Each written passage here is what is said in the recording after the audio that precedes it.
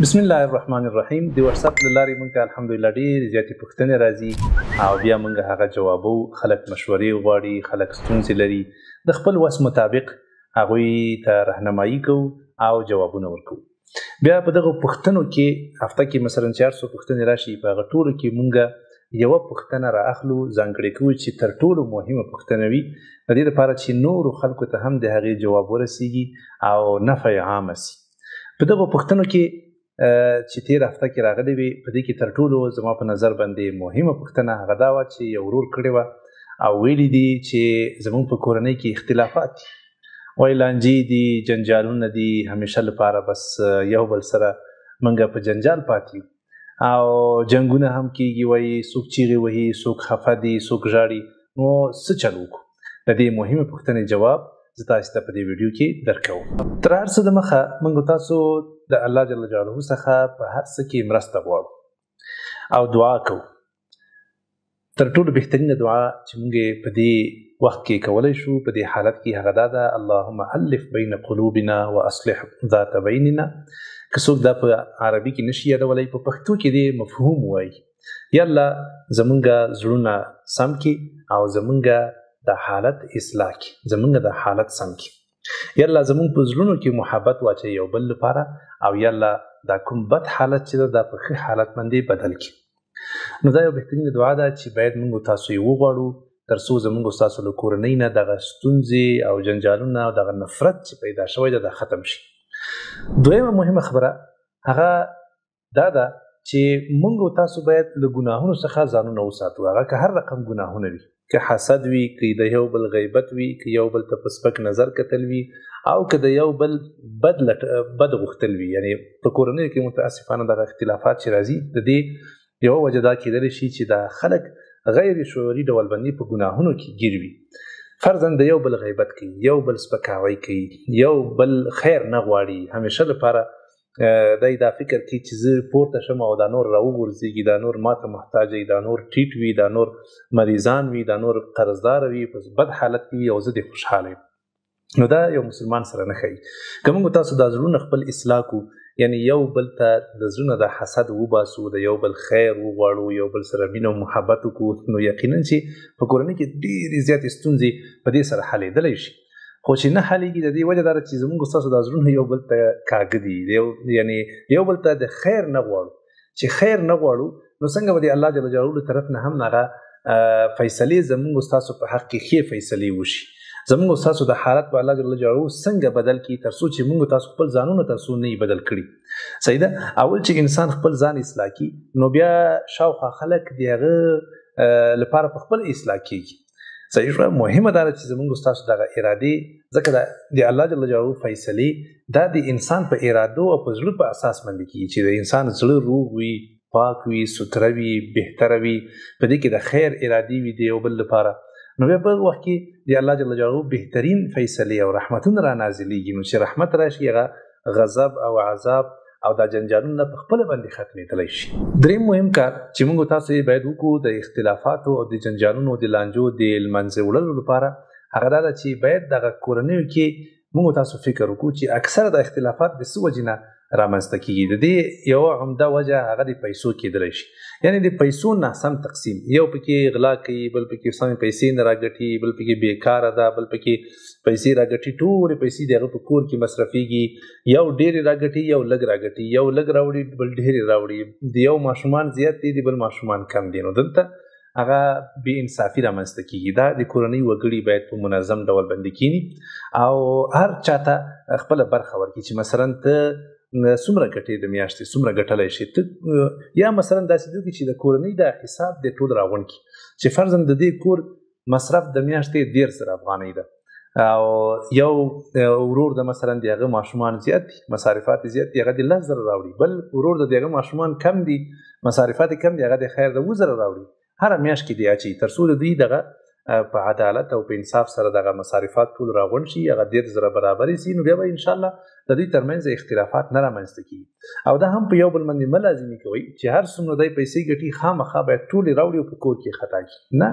د کور چې څومره مصرف ده هغه تقسیم کوي په انصاف باندې انور دې په خپل ځان سره کیږي ترڅو آینده کې ژوند جوړ شي ترڅو آینده کې هغه په خپل مهن ترقی وکړي او تجارت وکړي دا چې ټول راوړي یو نفر مثلا 100 زره راوړي ابل بیکار دی یو افغاني نه راوړي کرا ګرځي ابل چې د 10 زره راوړي نو ته خو انصاف رانه راي صحیح شو نو جنجالونه به حتما رامنځته کیږي اختلافات به رامنځته کیږي هغه ورور چې مثلا ډېرې ګټي دی هغه به د غرور سره نوی جوړه چې هغه بيخي نه ګټي پیسې یا مثلا کمی پیسې کور ته راوړي نو د دې وجې نه لانجې او جنجالونه رامنځته کیږي تاسو کوشش وکړئ چې د پیسو د کوم مصارفات دي دا په منظم ډول باندې په مشوره باندې غوسې مه کوئ او یو په بل باندې وبرګېږئ او هم یو بل ستونی رانیسئ سم صحیح منظم کینئ په آرامه فضا کې او ووایئ چې زموږ د کورنۍ مصرف په میاشتني ډول باندې څومره ده دا څنګه موږ کولی شو چې تقسیم کړو په منظم ډول باندې تر څو چې نه چا باندې ظلم وشي او نه څوک بیکاره کینی په خپل کور کې څوک چې بیکاره ناسته او پیسې نه راګټي هغه باید یو څه ناسو وځورېږي هغه باید د خپل بیکاري او د خپل غفلت او سستي او تنبلي سزا وویني داسې نه چې بس آرام هغه بل ورور زحمت باسي منډې وهي تکلیفونه جنجالونه څکه چې ورور ته پیسې ګټم کنه نه دا ورور هم باید یو څه کوشش وکړي زحمت وباسي ترڅو په کورنۍ کې د اختلافات او د جنجالونو رامنځته نشي څلورمه مهمه خبره هغه دا ده چې موږ تاسو باید یو بل ته نصیحت وکړو یو مجلس باید موږ تاسو په کور کې ولرو هغه که هفته کې ولې نه یو شپه یا یو ورځ ولې نه ترڅو د کورنۍ ټول وګړي د ټول اعضا کینی او یو نفر یو ښه خبره وکړي د نبی علیه الصلاة والسلام یو بهترین حدیث وایي د قرآن شریف د یو آیت چې د مفهوم ترې ناخیستی هغه د ټولو کورنۍ ته خلکو ته بیان کړي که ښځې دي که ماشومان دي که سپین ږیري دي که هر څوک دي دا ټولې باید واوري صحیح شوه نو دغه نصیحت یا مثلا په ګډه باندې تلاوت وکړو راځئ موږ نن ټول تلاوت کړو هر څوک دې ووایي که د چا قرآن کریم صحیح هغه دې ورته اصلاح کړي تر څو دا مجلس انشاءالله راغونډ شي کولی شي دوی په دې مجلس کې دعا هم وکړي ټول د دې کورنۍ لپاره دا په دې سره زړونه نرمیږي یا مثلا دوی کولی شي په ګډه باندې یو ورځ په جمع باندې لمونځ وکړي هفته کې یو ځل هم چې جمع باندې لمونځ وکړي څومره ښه خبره وي یعنې دوی ترمنځ هغه مینه او محبت هغه به زیاتیږي د دوی زړونه به نرمیږي دا د قرآن په نصیحت باندې د دیني خبرو باندې د نبي علیه السلام په احادیثو باندې دې باندې ډېر زیات لوی خیر مرتب کیږي چې یو کورنۍ کې مثلا فقط لانجې او جنجالونه یې کنه دلته د الله یاد نه کیږي ذکر دلته نشته د قرآن تلاوت دلته نشته په ګډه په جمع باندې لمونځ دلته نشته نصیحت دلته نشته ښې خبرې دلته نشته قصې دلته نشته نو حتما به د کورنۍ کې لانجې او جنجالونه زیاتیږي په یو بل باندې بې باوري به زیاتیږي دا ډېر زیات تاثیر کوي حتما په کور کې یو مجلس ولرئ چې تاسو ټول پکې راغونډ شئ او ښې خبرې یو بل ته وشي انشاءالله په دې سره حتما د جنجالونه تر ډېره اندازې پورې له منځه ځي او خوشحالي په دې کورنۍ کې راتللی شي پنځم نمبر خبره هغه هم ډېره مهمه خبره ده کوشش وکړئ چې وړې وړې خبرې دا غټې خبرې نه کړي په کورنۍ کې وړه خبره راشي مثلا یو ماشوم ده یو ګیلاس یې مات کړي بس دلته دوی را شروع کړي او یو بل سره جنجال او لانجې او د اخر مفتي خو نه دي راغلي او دا چا ماته کړه دا پیاله ولې ماته وایي او ولې بې غوري کوئ او دا یا مثلا یو ماشوم بل ماشوم ووهه نو دې کې څه خبره ده چې اوس موهګانې په دې کې سره یو بل سره شروع کوي او دعوې وهي او کنځاوې کوي صحیح شوه نه دا کورنۍ کې دا وړې وړې خبرې راځي یا یو ماشوم د بل ماشوم ته یې کنځاو کړه دلته پلاران دوه دانې دواړه سره ونیښلي دواړه ورونه څه کوي چې ولې ما زوی ته یې کنځاو کړه یا یوه خبره کله پلار وړه کوي غوسه وکړي په خپل کورنۍ کې بس دلته دا ټول سره